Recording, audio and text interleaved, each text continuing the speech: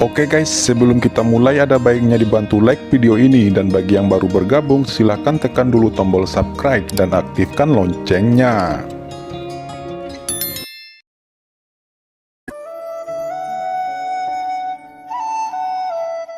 Jika saya berkata hancurkan gedung ini, maka gedung ini akan dihancurkan. Setelah menghancurkan gedung Moxiu, Qin Chen tidak langsung pergi. Dia melambaikan tangannya dan beberapa ruang rahasia terungkap, dan isi di dalamnya terekspos dengan jelas. Bukankah itu manajer Meng Qing dari kamar dagang Tianfeng kita? Dia telah menghilang 10 tahun yang lalu. Saya pikir dia telah mati. Saya tidak menyangka bahwa dia dikunci di ruang rahasia gedung Moxiu ini. Ucap lelaki itu. Untuk sementara, suara-suara terkejut terus bergema. Qin Chen segera menebak bahwa orang-orang ini kemungkinan besar adalah orang-orang yang telah dijarah oleh Menara Moxiu selama ini. Beberapa dari mereka adalah karakter dari kekuatan utama Sky Thunder City. Adegan ini segera membangkitkan kemarahan semua orang. Tanpa diduga, Menara Moxiu telah merampok begitu banyak orang di kota Tianlei dalam beberapa tahun terakhir. Itu adalah kejahatan yang keji. Tiba-tiba, orang-orang kuat yang tak terhitung jumlahnya terbang melintasi kerumunan, dan mereka menyelamatkan orang-orang mereka satu demi satu, dan kemudian menatap marah pada pemilik gedung Moxiu yang masih di tangan Fu Qiankun, dan pada saat yang sama penuh rasa terima kasih ke Qin Chen. Qin Chen berkata, semua orang telah melihatnya.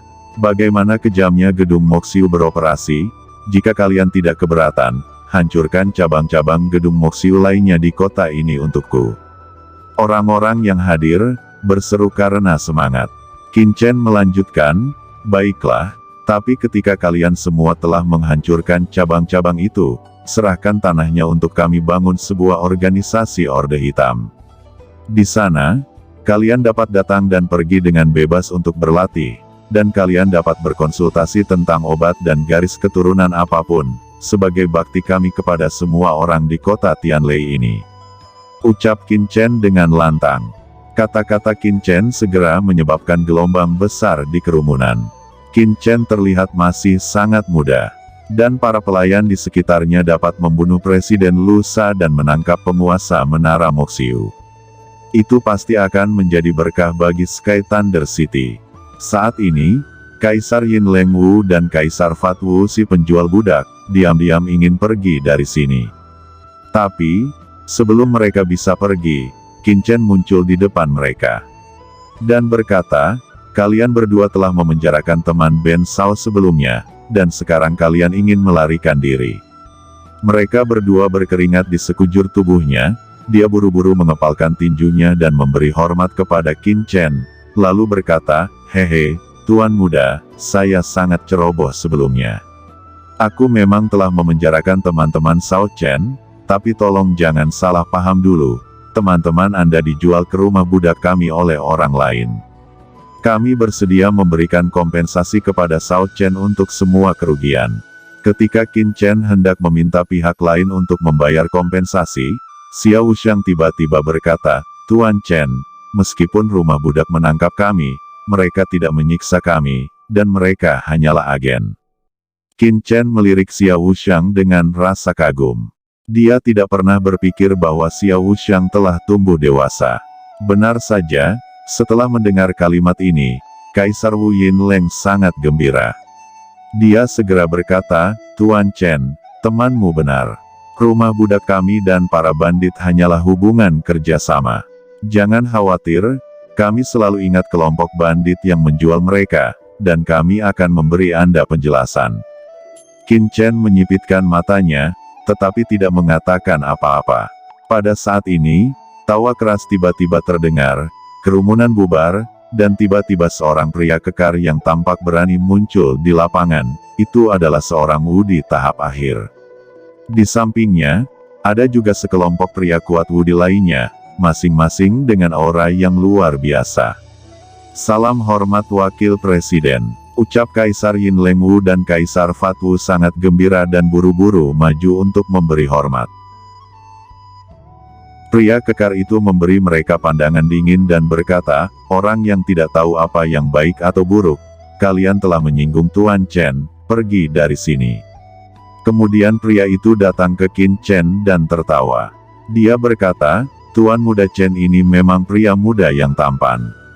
Saya Ge Hongsen, wakil ketua rumah dagang Xia Tianxun. Ini adalah pertama kalinya saya melihat seorang pemuda tampan seperti Yang Mulia di Sky Thunder City. Saya memberanikan diri untuk datang meminta maaf," ucapnya berkata sambil tersenyum. Qin Chen menyipitkan matanya dan berkata dengan ringan, "Yang Mulia adalah orang yang bertanggung jawab atas rumah dagang budak ini." Ge Hongsen berkata, "Saya adalah wakil presiden rumah dagang budak, keduanya memang bawahanku. Saya berharap Tuan Chen dapat memaafkan mereka berdua. Sebagai kompensasi, saya bersedia menyumbangkan uang untuk membangun Orde Hitam ini untuk Tuan muda Chen. Dibutuhkan 3 hari untuk membangun semuanya.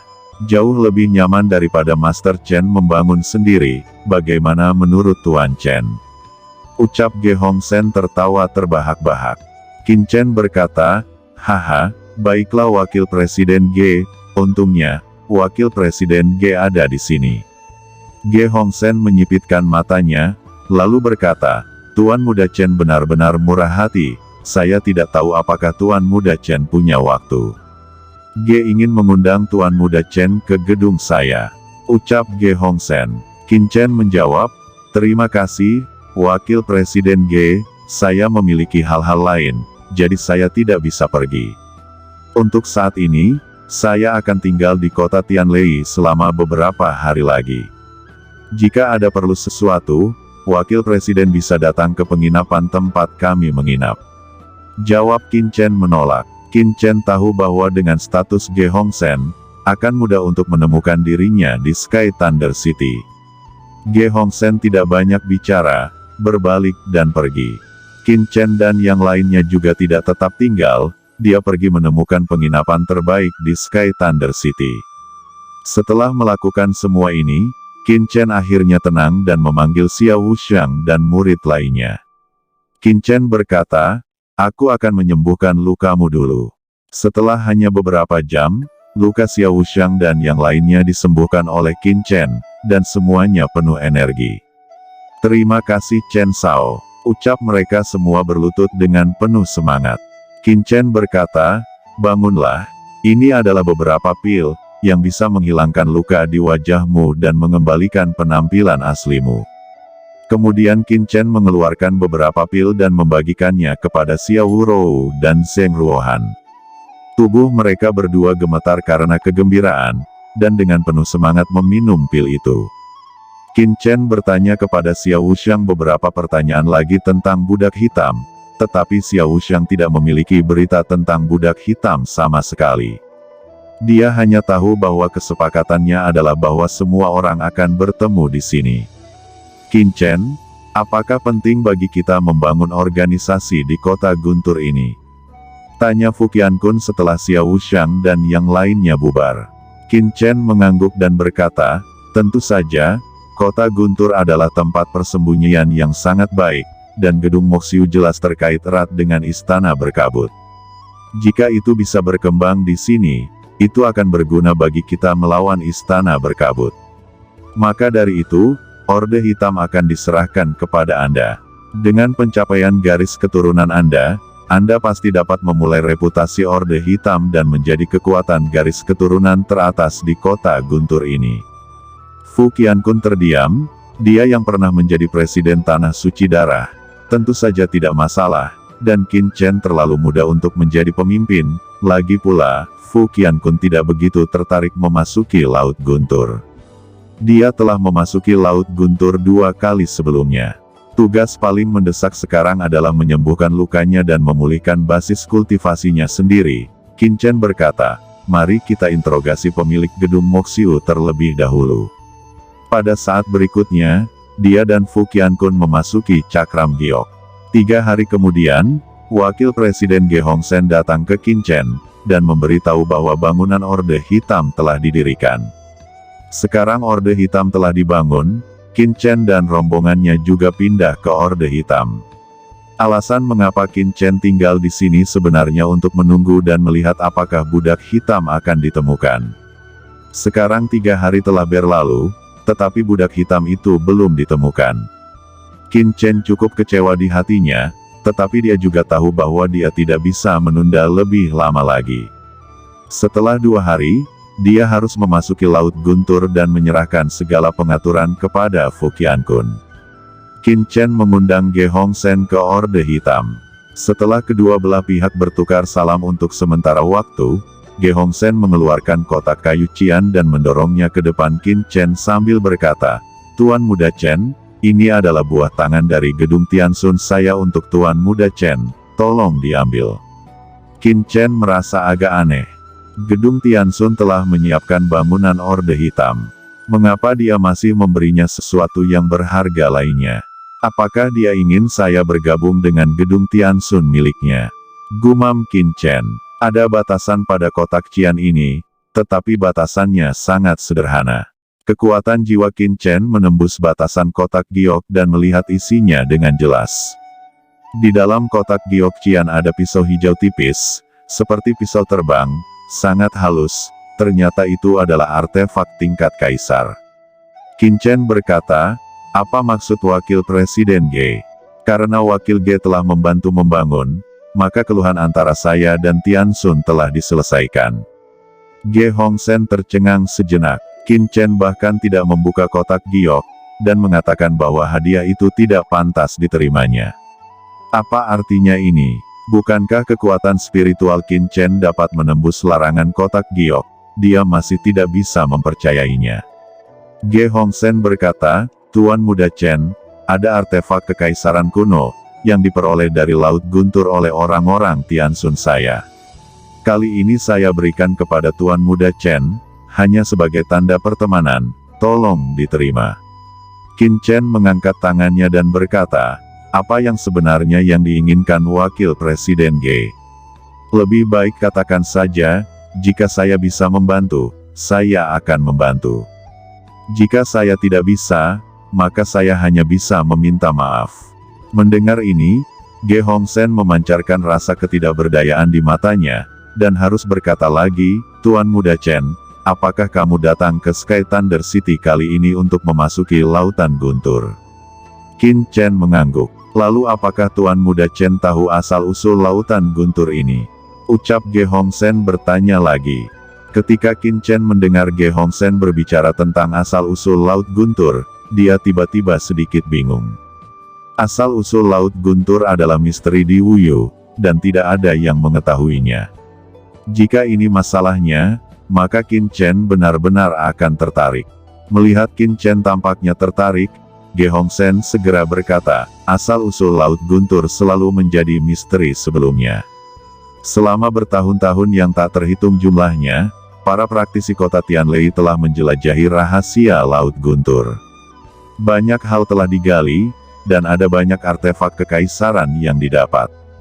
Beberapa orang pernah curiga bahwa Laut Guntur adalah tempat yang sangat makmur sebelum zaman kuno, dan itu bahkan dianggap sebagai pusat dari benua Tianwu ini.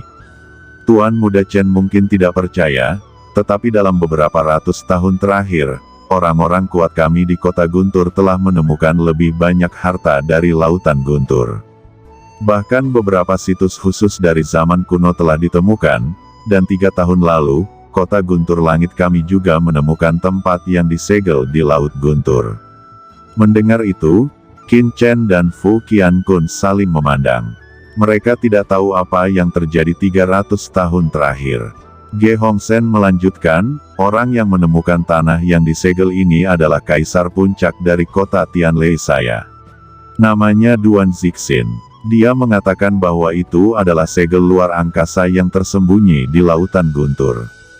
Qin Chen melirik Ge Hongsen, dan berkata dengan ringan, "Karena ini adalah segel luar angkasa, hampir tidak mungkin bisa ditemukan, bagaimana Duan Zixin itu dapat menemukannya?"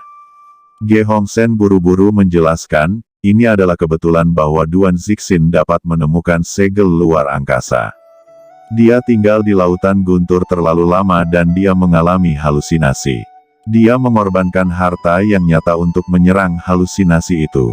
Karena segel ini sangat penting, para penguasa kekuatan utama kota Guntur Langit kami semuanya telah dikirim untuk mempelajari segel ini. Kami bahkan mencurigai ada kristal suci di tempat segel ini ditemukan. Apa? Kristal suci? Ucap Qin Chen tidak bisa lagi tenang, dan tiba-tiba berdiri. Kristal dan vena suci adalah hal yang sangat legendaris. Karena hanya bisa ditemukan di surga. Jika lautan Guntur ini benar-benar ada vena suci, maka akan mampu melahirkan banyak praktisi menerobos ke alam suci. Ge Hongsen tersenyum pahit dan berkata, jika kami bisa, kota Tianlei kami secara alami tidak akan menyebarkan berita.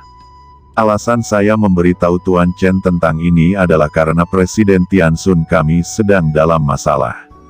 Setelah pasukan besar menemukan segel ini, mereka mencoba yang terbaik untuk memecahkan segel, tetapi segera setelah segel itu rusak, siapa yang tahu bahwa segel itu menghilang atas inisiatifnya sendiri, dan tidak ada jejak sama sekali. Setelah penelitian, pasukan utama kami sampai pada kesimpulan, bahwa segel ini memiliki fungsi perlindungannya sendiri. Begitu seseorang ingin membuka segel ini, dia akan secara langsung terlempar ke dalam kehampaan dan menghilang ke tempat lain. Pemimpin kami juga menghilang di lautan Guntur, dan tidak ada berita sama sekali.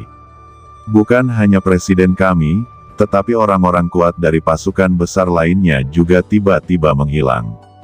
Ucap Ge Hongsen memiliki jejak jantung berdebar di wajahnya dan berkata lagi, jadi, jika Tuan Muda Chen memiliki kesempatan untuk bertemu dengan presiden kami, saya memiliki beberapa permintaan.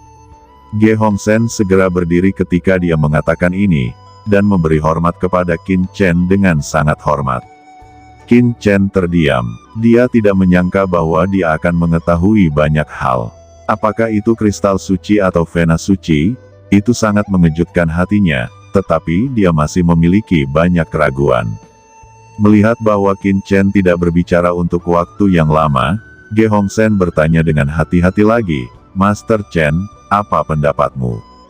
Apapun keputusanmu, gedung Tiansun kami akan menghargainya.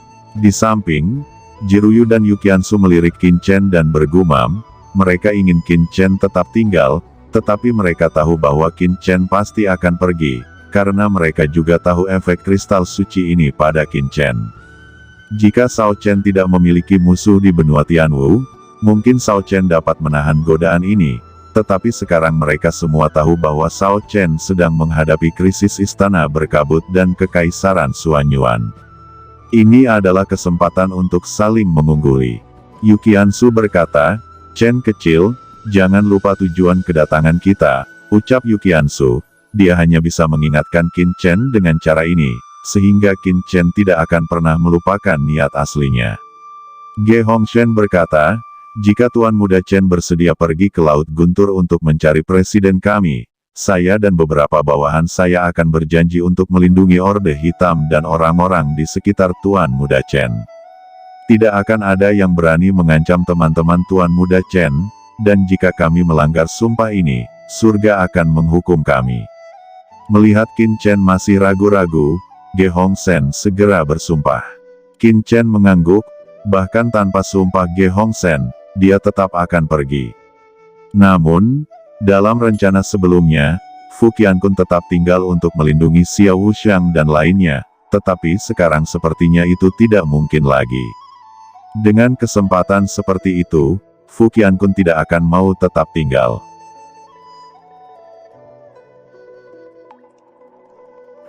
Oke teman-teman, terima kasih sudah menonton. Jangan lupa like, komen, dan subscribe.